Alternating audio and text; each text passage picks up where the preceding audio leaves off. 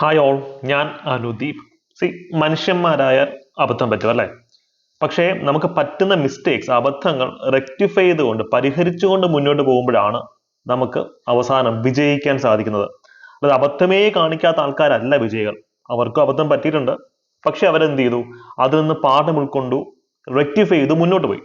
അതുകൊണ്ട് തന്നെയാണ് എനിക്ക് നിങ്ങളുടെ അടുത്ത് പറയാനുള്ളത്, PSC പരീക്ഷകളിൽ പഠിച്ചു തുടങ്ങുന്ന വിദ്യാർത്ഥികളോ അല്ലെങ്കിൽ ഓൾറെഡി പഠിച്ചുകൊണ്ടിരിക്കുന്ന ആൾക്കാരോ ചിലപ്പോൾ നല്ല സീനിയേഴ്സ് ആയിരിക്കും, എന്നാൽ പോലും ഇവർക്കിടെ ഏറ്റവും പ്രധാനമായി കാണുന്ന ഒരു 5 അബദ്ധങ്ങൾ, 5 മിസ്റ്റേക്സ് നിങ്ങളെയും നിങ്ങളുടെ ജോലിയെയും അതിനിടയിൽ ഇങ്ങനെ ഒരു മതില് പോലെ നിൽക്കുന്ന 5 പ്രധാനപ്പെട്ട മിസ്റ്റേക്സിനെ പറ്റിയാണ് നമ്മളിന്ന് ചർച്ച ചെയ്യുന്നത്.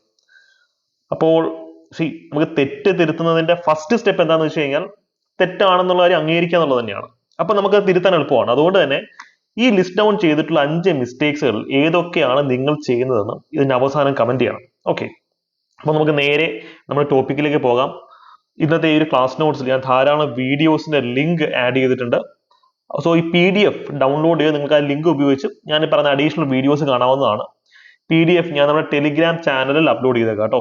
ചാനലിന്റെ ലിങ്ക് ഒക്കെ കമന്റ് സെക്ഷനിൽ പിൻ ചെയ്തിട്ടുണ്ട്. ടെലിഗ്രാം കുടുംബാംഗങ്ങളാവാൻ ശ്രമിക്കാം. ഡെയിലി രാവിലെ അവിടെ ഫ്രീ മോക്ക് ടെസ്റ്റും കാര്യങ്ങളൊക്കെ ഉണ്ട്. ഒരു വെറൈറ്റിക്ക് വേണ്ടി നമുക്ക് എന്ത് ചെയ്യാം? മൂന്നാമത്തെ റീസൺ ആദ്യമേ നോക്കാം. മൂന്നാമത്തെ പ്രധാനപ്പെട്ട മിസ്റ്റേക്ക്. എഗെയിൻ ഈ വീഡിയോയുടെ അവസാനം ഞാൻ പറഞ്ഞ 5ാമത്തെ പോയിന്റ് ആണ് ഈ കൂട്ടത്തിൽ ഏറ്റവും ഇമ്പോർട്ടന്റ് ആയിട്ടുള്ളത്. ഓക്കെ, അതുകൊണ്ട് സ്കിപ്പ് ചെയ്യാതെ തന്നെ പൂർണ്ണമായും കാണാൻ ശ്രമിക്കുക.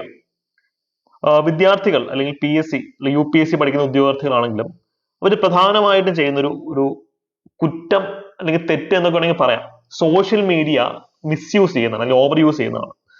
ടെലിഗ്രാമിലും യൂട്യൂബിലും തന്നെയാണ് നമ്മുടെ ഹൈ ക്വാളിറ്റി കണ്ടന്റുകൾ ഏറ്റവും തന്നെ ഉള്ളത്. ഇപ്പൊ നമ്മുടെ ചാനലിന്റെ ആണെങ്കിലും ഏറ്റവും നല്ല കണ്ടന്റുകൾ യൂട്യൂബ് വഴിയും ടെലിഗ്രാം വഴിയും നമ്മൾ കൊടുക്കുന്നുണ്ട്.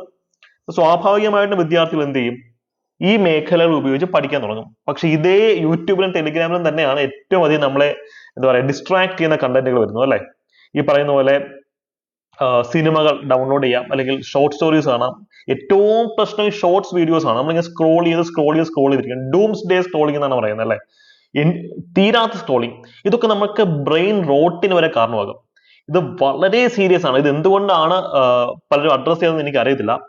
വിദ്യാർത്ഥികൾ നേരിടുന്ന ഏറ്റവും വലിയ പ്രശ്നം, അവർക്ക് കോൺസെൻട്രേഷൻ ഇല്ല. യൂട്യൂബും ടെലിഗ്രാമും നോക്കി പഠിക്കാൻ അവർക്ക് പറ്റുന്നില്ല. എന്തുകൊണ്ടാണ്? ഡിസ്ട്രാക്ട് ആയി പോവുകയാണ്. ഇവിടെ നമുക്ക് ചെയ്യാൻ പറ്റുന്ന ഒരു കാര്യം, ഫോൺ ആണെങ്കിലും നിങ്ങൾ ടാബ്ലറ്റ് ആണെങ്കിലും DND, ഡി നോട്ട് ഡിസ്റ്റർബ് എന്ന് പറയുന്ന മോഡിൽ ഇട്ട് വെക്കുക. ഇനിയിപ്പം എന്ത് പ്രളയം സംഭവിച്ചാലും പഠിക്കാനുള്ളത് പഠിച്ചിട്ട് മാത്രമേ മറ്റേ എന്റർടൈൻമെന്റ് കണ്ടന്റിലേക്ക് പോകൂ എന്ന് തീരുമാനം എടുക്കുക. നിങ്ങൾക്ക് ബഡ്ജറ്റ് ഉണ്ടെങ്കിൽ എഡ്യൂക്കേഷൻ പർപ്പസിന് മാത്രമായി നിങ്ങൾക്ക് എന്ത് ചെയ്യാം? മറ്റൊരു ടാബ്ലറ്റോ അല്ലെങ്കിൽ മൊബൈൽ ഫോണോ പർച്ചേസ് ചെയ്യാവുന്നതാണ്. അതല്ലെങ്കിൽ ഈ ഒരു ഡിസിപ്ലിൻ നിങ്ങൾ കാണിച്ചേ പറ്റൂ.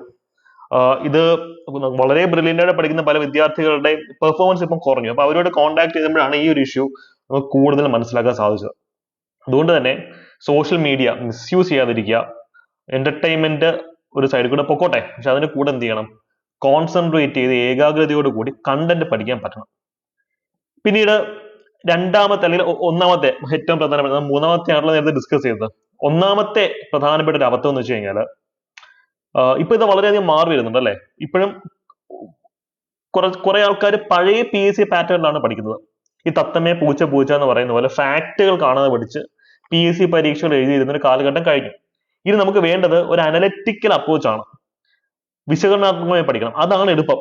ഒരു റാങ്ക് ഫയൽ ഫുൾ കാണാതെ പഠിക്കുന്നതിനേക്കാൾ എളുപ്പമാണ് കോണ്ടെക്സ്റ്റ് മനസ്സിലാക്കി കഥകളിൽ കൂടെയും അല്ലെങ്കിൽ പശ്ചാത്തലം വെച്ചിട്ടും നമ്മുടെ ഓർമ്മയിൽ കൂടുതൽ നിൽക്കും. അപ്പൊ ഇതിന് നിങ്ങൾ പുതിയ ബുക്ക് ലിസ്റ്റുകൾ ഉപയോഗിക്കണം. പുതിയ ശൈലിയിലുള്ള പഠനം തന്നെ കൊണ്ടുപോകും. നമ്മുടെ യൂട്യൂബ് ചാനലിൽ ഈ ടോപ്പിക്കിൽ ധാരാളം വീഡിയോസ് നമ്മൾ ചെയ്തിട്ടുണ്ട്. ഇപ്പോൾ നമ്മൾ ഏറ്റവും പ്രധാനമായി യൂസ് ചെയ്യേണ്ടതാണ് എലിമിനേഷൻ ടെക്നിക്സ്. നമുക്കൊരു ചോദ്യത്തിന്റെ ഉത്തരം ഇൻ കേസ് അറിയില്ലെങ്കിൽ പോലും പല ടെക്നിക്സ് ഉപയോഗിച്ചാൽ ഉത്തരത്തിലേക്ക് എത്താൻ പറ്റും. ധാരാളം വീഡിയോസ് ഞാൻ ഓൾറെഡി യൂട്യൂബിൽ ഫ്രീ ആയിട്ട് ചെയ്തിട്ടുണ്ട്. ഈ ഒരു വീഡിയോ കണ്ടു നോക്കി നിങ്ങൾക്ക് അതിനെപ്പറ്റി കൂടുതൽ ഒരു ഇൻസൈറ്റ് കിട്ടും. പഴയ ശൈലിയിൽ പഠിക്കുന്ന വലിയൊരു ക്രൗഡ് ഇന്നും ഉണ്ട്, ഇല്ലാന്ന് പറയാൻ പറ്റില്ല. എനിക്ക് നിങ്ങളുടെ അടുത്ത് പറയാനുള്ള പരിപാടി, നിങ്ങൾ ചെയ്യുന്നതാണ് ബുദ്ധിമുട്ടുള്ള കാര്യം. പുതിയ പാറ്റേൺ പഠിക്കുക എന്നുള്ളതാണ് എളുപ്പപ്പണി. ബിക്കോസ് അവിടെ നമുക്ക് എലിമിനേഷൻ ടെക്നിക്സ് ഉണ്ട്.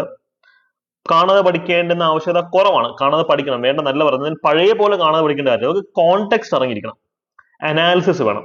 ഇത് തന്നെയാണ് സ്റ്റേറ്റ്മെന്റ് ടൈപ്പ് ക്വസ്റ്റ്യൻസ് ക്രാക്ക് ചെയ്യാനുള്ള ഏറ്റവും മികച്ച മാർഗം. അതുകൊണ്ട് തന്നെ പഴയ ശൈലിയിൽ പഠിക്കുന്ന ആൾക്കാർ പുതിയ ശൈലിയിലേക്ക് മാറാം. അതിന് ധാരാളം ഫ്രീ കണ്ടന്റ് നമ്മുടെ യൂട്യൂബിലും ടെലിഗ്രാമിലും വഴി നിങ്ങളിലേക്ക് എത്തിക്കുന്നുണ്ട്. ഇനി നിങ്ങൾക്ക് സംഭവിക്കുന്ന മറ്റൊരു അബദ്ധം, വാരി വലിച്ച് കാണുന്ന ചപ്പും ചവറും എല്ലാം പഠിക്കുന്നുള്ളതാണ്. ബിക്കോസ് ഇപ്പൊ ഹൈ ക്വാളിറ്റി മെറ്റീരിയൽസ് നമുക്ക് ഫ്രീ ആയിട്ട് തന്നെ കിട്ടും. യൂട്യൂബിലും ടെലിഗ്രാമും മര്യാദയ്ക്ക് യൂസ് ചെയ്യാൻ പറ്റിക്കഴിഞ്ഞാൽ നിങ്ങൾ ഒരു കോച്ചിങ്ങിന് പോകേണ്ട കാര്യമില്ല. പക്ഷെ അവിടുത്തെ പ്രശ്നം എന്ന് പറയുന്നത് സ്റ്റഡി പ്ലാൻ ഇല്ലാതിരിക്കുന്നതാണ്. നിങ്ങൾക്ക് ഇപ്പം ഞാൻ പറയുകയാണ്, ഇപ്പം കോൺസ്റ്റിറ്റ്യൂഷൻ ലക്ഷ്മികാന്ത് ഫ്രീ ആയിട്ട് നമുക്ക് കിട്ടും, അല്ലെങ്കിൽ ബിപിൻ ചന്ദ്ര, അല്ലെങ്കിൽ ഏത് സബ്ജക്റ്റിൽ ഏത് നോട്ട് നിങ്ങൾക്ക് ഇന്ന് കിട്ടും. പക്ഷെ സ്റ്റഡി പ്ലാൻ ഇല്ലാതെ നിങ്ങൾ മുന്നോട്ട് പോവുകയാണെങ്കിൽ ഈ എന്താ പറയാ മൂടിയില്ലാതെ ബക്കറ്റിനകത്ത് വെള്ളം കോരുന്ന പോലെ ഇരിക്കും, അല്ലെ? കോരലൊക്കെ നമുക്ക്, പക്ഷെ നമുക്ക് കണ്ടന്റ് കിട്ടത്തില്ല. സ്റ്റഡി പ്ലാൻ സെറ്റ് ചെയ്യാതെ പഠിച്ചു തുടങ്ങരുത്. എന്താ സ്റ്റഡി പ്ലാൻ എന്ന് ഉദ്ദേശിക്കുന്നത്? പ്രിലിംസിന് ഒരു സ്റ്റഡി പ്ലാൻ ആണ്, മെയിൻസിന് മറ്റൊരു സ്റ്റഡി പ്ലാൻ. ഇപ്പൊ നമ്മുടെ പ്രിലിംസിന്റെ സ്ട്രാറ്റജി വീഡിയോ ഞാൻ യൂട്യൂബ് ചെയ്ത് നിങ്ങൾ കണ്ടു നോക്കുക. പ്രിലിംസ് പഠിക്കുമ്പോൾ നമ്മൾ എപ്പോഴും പ്രയോറിറ്റി കൊടുക്കേണ്ടത് English, maths, Malayalam, reasoning, IT, arts, culture, literature, sports എന്നീ സബ്ജക്റ്റുകൾക്കാണ്. KASന്റെ പ്രിലിംസിന് മാറ്റമുണ്ട് കേട്ടോ. ഞാൻ ഈ പറഞ്ഞത് ഡിഗ്രി ലെവൽ പ്രിലിംസിന്റെ കാര്യമാണ്. മെയിൻസിലേക്ക് വരുമ്പോൾ നമ്മൾ സ്പെഷ്യൽ ടോപ്പിക്സിന് ഫോക്കസ് എടുത്തുള്ള സ്റ്റഡി പ്ലാൻ വേണം. അപ്പൊ ഇവിടെ നമുക്ക് സ്റ്റഡി പ്ലാൻ എന്ന് ഉദ്ദേശിക്കുമ്പോൾ വാരി വലിച്ച് പഠിക്കാതെ ഹോട്ട് ടോപ്പിക്കുകൾ കണ്ടെത്തി കൃത്യമായി പഠിക്കുക എന്നുള്ളത് നമ്മൾ ചെയ്യേണ്ടത്. ഹോട്ട് ടോപ്പിക്സിന്റെ വീഡിയോ ഡിഗ്രി ലെവൽ പ്രിലിംസിന്റെ ഒക്കെ നമ്മൾ ചെയ്തിട്ടുണ്ട്, കണ്ടു നോക്കുക.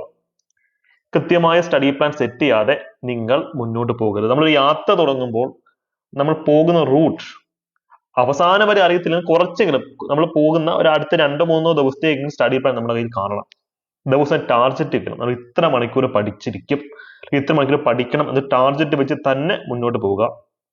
നല്ലൊരു സ്റ്റഡി പ്ലാൻ ഉണ്ടെന്നുണ്ടെങ്കിൽ നിങ്ങൾക്ക് എത്രയും പെട്ടെന്ന് തന്നെ എക്സാം ക്ലിയർ ചെയ്ത് ഒരു ജോലിയിലേക്ക് കടക്കാൻ സാധിക്കും, അല്ലെ? സോ നമ്മൾ 3ാമത്തെ കാര്യം പറഞ്ഞു, 2ാമത്തെ കാര്യം പറഞ്ഞു, 1ാമത്തെ കാര്യം പറഞ്ഞു. നമുക്കിനി 4ാമത്തെ പ്രധാനപ്പെട്ട കാര്യം എന്താ നോക്കാം. ഈ ഒരു വീഡിയോസിനകത്ത് ഞാൻ കൃത്യമായി പ്രൂവ് ചെയ്ത് കാണിച്ചിട്ടുണ്ട്. സിവിൽ സർവീസ് പരീക്ഷയിൽ നിന്ന്, അല്ലെങ്കിൽ UPSC നടത്തുന്ന പരീക്ഷകളിൽ നിന്നും, CDS ഉണ്ട്, സിവിൽ സർവീസ് ഉണ്ട്, അവിടെ നിന്നും എത്രത്തോളം റാങ്ക് മേക്കിംഗ് ചോദ്യങ്ങളാണ് PSC വന്നുകൊണ്ടിരിക്കുന്നതും കോപ്പി പേസ്റ്റ് ആണ്. അതൊക്കെ ഞാൻ വിത്ത് പ്രൂഫ് ഞാൻ നിങ്ങളോട് കാണിച്ചിട്ടുണ്ട്. ഈ PDF ഡൗൺലോഡ് ചെയ്യണം, ഈ ലിങ്ക് മുഴുവൻ നിങ്ങൾക്ക് കിട്ടും. ഇത് ജസ്റ്റ് ഒന്ന് പ്രസ് ചെയ്താൽ മതി. ഓക്കെ, പ്രസ് ചെയ്യുമ്പോൾ നിങ്ങൾക്ക് ആ വീഡിയോ കാണാൻ സാധിക്കും. അപ്പോൾ കഴിഞ്ഞ ഒരു 10 വർഷത്തെയെങ്കിലും സിവിൽ സർവീസ് പരീക്ഷകളുടെ ചോദ്യങ്ങൾ കൃത്യമായി പഠിക്കണം. അതിന്റെ സൊല്യൂഷൻസ് കാണാൻ പഠിച്ചാലും കുഴപ്പമില്ല. കാരണം ഇതൊരു ഷോർട്ട് കട്ട് ആണ്, അല്ലെ? നമുക്ക് വരാൻ സാധ്യതയുള്ള റാങ്ക് മേക്കിംഗ് ചോദ്യങ്ങൾ നമുക്ക് ഇവിടെ നിന്ന് കിട്ടും. ഡയറക്ട്ലി ചോദിച്ചില്ലെങ്കിൽ പോലും ഇൻഡയറക്റ്റ് ആയിട്ട് ചോദിക്കും. നമുക്ക് മാർക്ക് കിട്ടിയാൽ മതി. അതേ ചോദ്യം വരാറുണ്ട്. ഇൻ കേസ് വന്നില്ലെങ്കിൽ പോലും അവിടെ പഠിച്ച ചോദ്യം വെച്ചിട്ട് നമുക്ക് PSCയിലെ ചോദ്യങ്ങൾക്ക് ഉത്തരം കണ്ടെത്താൻ സാധിക്കും. ഇങ്ങനെ പഠിച്ചുകൊണ്ട് തന്നെയാണ് വളരെ ചുരുങ്ങിയ സമയം കൊണ്ട് എനിക്ക് PSCയിലെ പല ഡിഗ്രി ലെവൽ എക്സാംസിന് റാങ്ക് ലിസ്റ്റിലേക്ക് എത്താൻ സാധിച്ചത്. ഈ ഒരു പാറ്റേണിൽ തന്നെ നിങ്ങളും പഠിക്കണം വിത്ത് പ്രൂഫ്. ഈ വീഡിയോസ് നിങ്ങൾ കണ്ടു നോക്കിയാൽ മനസ്സിലാക്കാൻ സാധിക്കും. കഴിഞ്ഞ 10 കൊല്ലത്തെങ്കിലും UPSC ചോദ്യ പേപ്പറുകൾ പഠിക്കുകയാണെങ്കിൽ എത്ര ഈസി ആയിട്ട് നിങ്ങൾക്ക് ഫ്രീ ഹിറ്റ് എന്നൊക്കെ പറഞ്ഞാൽ ഫ്രീ ആയിട്ട് മാർക്ക് കിട്ടുന്ന കാര്യം ഇത് കാണുമ്പോൾ നിങ്ങൾക്ക് കൃത്യമായിട്ട് മനസ്സിലാവും. തുടക്കത്തിൽ കുറച്ച് ബുദ്ധിമുട്ടാണ്, ഞാൻ ഇത് എളുപ്പമെന്ന് പറയുന്നില്ല. പക്ഷേ നിങ്ങൾ UPSC PDF ഒക്കെ നമുക്ക് വെബ്സൈറ്റിൽ ഫ്രീ ആയിട്ട് കിട്ടും, അല്ലെ? UPSC വെബ്സൈറ്റിൽ ഫ്രീ ആയിട്ട് കിട്ടും. പക്ഷെ നിങ്ങൾ ഒരാഴ്ച ഒരു എക്സസൈസ് നടത്തുകയാണെങ്കിൽ നിങ്ങളുടെ എലിമിനേഷൻ ടെക്നിക്സ് പക്കയാവും. നിങ്ങൾക്ക് കണ്ടന്റ് നിങ്ങളുടെ അടിപൊളിയാവും. നിങ്ങളുടെ പഠന നിലവാരം മറ്റുള്ളവരെക്കാൾ മികച്ചതാവും. നമ്മൾ കൂടുതൽ നിലവാരത്തിൽ പഠിക്കുമ്പോൾ കൂടുതൽ മാർക്ക് കിട്ടും. അത് ഒരു സ്വാഭാവികമായിട്ടുള്ള കാര്യം തന്നെയാണ്. അതുകൊണ്ട് തന്നെ UPSC ചോദ്യങ്ങൾ പരിശീലിക്കാതിരിക്കുന്നത് നിങ്ങൾ കാണിക്കുന്ന ഏറ്റവും വലിയ ഒരു അബദ്ധമാണ്. ഓക്കെ, ഇപ്പം നമ്മുടെ ബാച്ചസിലാണെങ്കിലും UPSC ചോദ്യങ്ങൾ കൃത്യമായി, UPSC ചോദ്യങ്ങൾ മാത്രമല്ല, ഇപ്പൊ നമുക്ക് അതർ സ്റ്റേറ്റ്സ് PSC, അല്ലെ? രാജസ്ഥാൻ, മധ്യപ്രദേശ്, തമിഴ്നാട് പോലുള്ള സ്റ്റേറ്റ് PSC പരീക്ഷകളിൽ നിന്നുള്ള ചോദ്യങ്ങൾ നമുക്കിവിടെ വരാറുണ്ട്. അപ്പോൾ ഒരു ഹോളിസ്റ്റിക് ആയിട്ടുള്ള ഒരു പഠനമാണ് നമ്മൾ ഈ ഒരു കോണ്ടാക്ട് നടത്തേണ്ടതെന്നുള്ളത് ഞങ്ങൾ ഓർമ്മിപ്പിക്കുകയാണ്. അപ്പൊ ഈ 4 പ്രധാനപ്പെട്ട കാര്യങ്ങൾ നമ്മൾ കണ്ടു.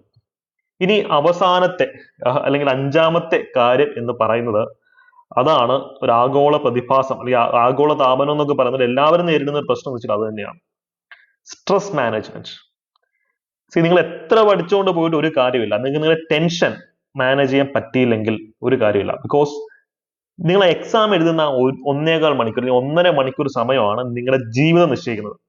നിങ്ങൾ എത്ര വർഷമായിട്ട് പ്രിപ്പയർ ചെയ്യുകയാണെങ്കിൽ പോലും ആ 1.5 മണിക്കൂർ സമയം മര്യാദയ്ക്ക് നിങ്ങൾക്ക് ടെൻഷൻ ഇല്ലാതെ ഷാർപ്പ് മൈൻഡോട് കൂടി ഇരിക്കാൻ പറ്റിയില്ലെങ്കിൽ നിങ്ങൾ വീഴും.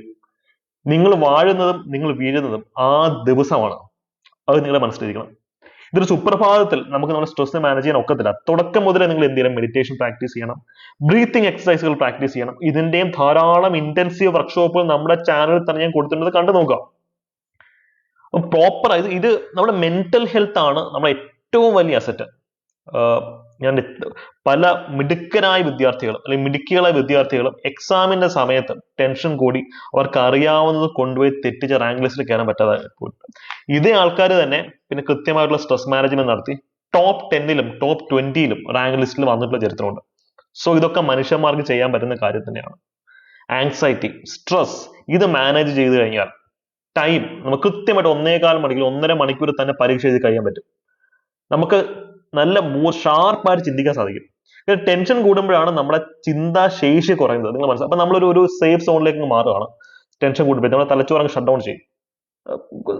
അനാറ്റമി ഡിഫറെന്റ് ആണ്. സിമ്പത്തറ്റിക് നെർവ് സിസ്റ്റത്തെ പറ്റി പഠിക്കണം, പാരാസിമ്പത്തറ്റിക് നെർവ് സിസ്റ്റത്തെ പറ്റി പഠിക്കണം. നിങ്ങൾ അതൊന്നും ബോധന ചെയ്യണ്ട. കൃത്യമായിട്ട് ഉറങ്ങുക, കൃത്യമായിട്ട് ബ്രീത്തിങ് എക്സസൈസ് ചെയ്യുക, മെഡിറ്റേഷൻ നടത്തുക, അഫർമേഷൻസ് പ്രാക്ടീസ് ചെയ്യുക, വിഷ്വലൈസ് ചെയ്യുക. അതൊക്കെ ചെയ്ത് കഴിഞ്ഞാൽ തന്നെ നിങ്ങളുടെ ടെൻഷൻ പകുതി കുറയും. ഇത് സീറോ ആക്കാനൊന്നും ഒക്കത്തില്ല. ടെൻഷൻ മനുഷ്യന്മാർക്കായ കുറച്ച് ടെൻഷനൊക്കെ വേണം, ഇല്ലെന്ന് നമുക്ക് സർവൈവ് ചെയ്യാൻ ഒക്കത്തില്ല. അതുകൊണ്ട് തന്നെ ടെൻഷൻ സീറോ ആക്കാൻ നിങ്ങൾ നോക്കണ്ട. ടെൻഷൻ ഒരു ഒപ്റ്റിമൽ ലെവലിൽ നിലനിർത്താനാണ് നിങ്ങൾ നോക്കേണ്ടത്. അപ്പൊ ഈ ഒരു 5 മിസ്റ്റേക്സ് നിങ്ങൾ ഒന്ന് നോക്കുക. നിങ്ങൾ ഇതിനകത്ത് ഏതൊക്കെ മിസ്റ്റേക്സ് ആണ് നിങ്ങൾ ചെയ്തുകൊണ്ടിരിക്കുന്നത്, അല്ലെങ്കിൽ ഇതല്ലാതെ മറ്റേതെങ്കിലും മിസ്റ്റേക്സ് നിങ്ങൾക്ക് പറയണം, അത് നിങ്ങൾ കമന്റ് സെക്ഷനിൽ പറയാവുന്നതാണ് കേട്ടോ. അപ്പോഴാണ് എനിക്ക് എന്താണ് സ്റ്റുഡൻസിന്റെ സിറ്റുവേഷൻ നേരിട്ട് മനസ്സിലാക്കാൻ സാധിക്കുന്ന കമന്റ് സെക്ഷൻ വഴിയാണ്. എഗെയിൻ ഇതിനൊക്കെ ഒരു സിംഗിൾ സൊല്യൂഷൻ എന്നുള്ള രീതിയിലാണ് ഞങ്ങളിപ്പോൾ long term degree level batches ആരംഭിച്ചിട്ടുള്ളത്. വളരെ അഫോർഡബിൾ ആയിട്ടുള്ള ഫീസ്, ഞാൻ നേരത്തെ പറഞ്ഞ പ്രശ്നങ്ങളെ ഒക്കെ സോൾവ് ചെയ്യുന്ന രീതിയിലാണ് നമ്മുടെ ഈ ബാച്ച് സെറ്റ് ചെയ്തിട്ടുള്ളത്. ഇവിടെ സ്ട്രെസ് മാനേജ്മെന്റ്, ടൈം മാനേജ്മെന്റ് ക്ലാസ്സുകളോടൊപ്പം തന്നെ സിലബസ് ഏറ്റവും ആഴത്തിൽ തന്നെ പഠിക്കും. ഇങ്ങനെ കറക്കി കുത്തിയാൽ മാത്രം പഠിച്ചാൽ പോരാ. സിലബസ് കൃത്യമായിട്ട് വിശകലനാത്മകമായി തന്നെ പഠിക്കണം. അതിനോടൊപ്പം എലിമിനേഷൻ ടെക്നിക്സിന് ട്രെയിനിങ് കാണും. അതായത് ഇതൊന്നും ഈസി ആണെന്നല്ല ഞാൻ പറയുന്നത്, പക്ഷെ മനസ്സ് വെച്ച് കഴിഞ്ഞാൽ ഒരു ഡിഗ്രി ക്വാളിഫിക്കേഷനുള്ള ഒരു വ്യക്തിക്ക് ചെയ്യാൻ പറ്റുന്ന കാര്യങ്ങൾ മാത്രമേ ഇതുള്ളൂ. കൃത്യമായിട്ടുള്ള സ്റ്റഡി പ്ലാനിന്റെ ബേസിസിൽ തന്നെയായിരിക്കും ക്ലാസ്സുകൾ മുന്നോട്ട് കൊണ്ടുപോകുക. സോ ഇതെല്ലാം ഒരു ഷോർട്ട് കട്ടിൽ കൂടെ നിങ്ങൾക്ക് വേണമെങ്കിൽ ഉറപ്പായി ഞങ്ങളുടെ ബാച്ച് പരിഗണിക്കാവുന്നതാണ്. ഇതിന്റെ ഡെമോ ക്ലാസ്സുകൾ നിങ്ങൾക്ക് ഇഷ്ടം പോലെ കിട്ടും. ക്ലാസ് കണ്ട് നോക്കുമ്പോൾ നിങ്ങൾക്ക് ഞങ്ങൾ പറയുന്നതിന്റെ ഒരു പൊരുൾ മനസ്സിലാവും. ഈ ഒരു നമ്പറിൽ കോൺടാക്ട് ചെയ്യുകയാണെങ്കിൽ ബാച്ചിന് ഫുൾ ഡീറ്റെയിൽസ് മെന്റേഴ്സ് തരുന്നതായിരിക്കും. സോ കമന്റ് ചെയ്യാൻ മറക്കണ്ട. നേരത്തെ പറഞ്ഞ 5 റീസൺസിനകത്ത് ഏതൊക്കെ മിസ്റ്റേക്കുകൾ ആണ് നിങ്ങൾ ചെയ്യുന്നത് എന്ന് കമന്റ് ചെയ്യാം. മറ്റ് മിസ്റ്റേക്സ് ഉണ്ടെങ്കിൽ നിങ്ങൾക്ക് അതും കമന്റ് ചെയ്യാവുന്നതാണ്. അപ്പൊ അതിന് ഒരു സൊല്യൂഷൻ പറഞ്ഞുകൊണ്ടുള്ള ഒരു വീഡിയോ ചെയ്യാൻ ഞാൻ പരമാവധി തന്നെ ശ്രമിക്കുന്നതാണ്. കാര്യം നിങ്ങളുടെ കയ്യിൽ നിന്നുള്ള ഇൻപുട്ട് കിട്ടിയെങ്കിൽ മാത്രമേ അടുത്ത വീഡിയോ എന്ത് വേണം എന്നുള്ളത് എനിക്കും പ്ലാൻ ചെയ്യാൻ പറ്റുള്ളൂ. Okay, all the best. Thank you. By.